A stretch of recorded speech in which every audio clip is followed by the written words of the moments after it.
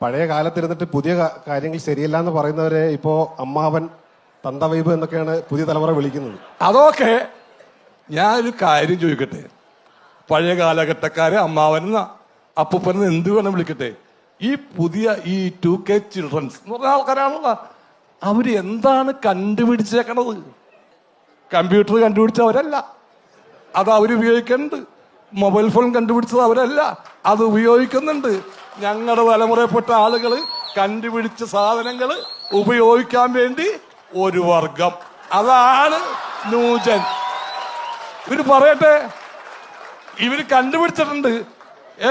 Guys, ഇവിടെ നല്ല ചായ കിട്ടും ഗേസ്, ഉണ്ടമൊരു കിട്ടും ഗേസ് എന്നല്ലാതെ ഞാൻ ഇന്നത് കണ്ടുപിടിച്ചു, ഈ തലമുറ കണ്ടുപിടിച്ചു ഒന്ന് പറഞ്ഞതാ നിങ്ങള്.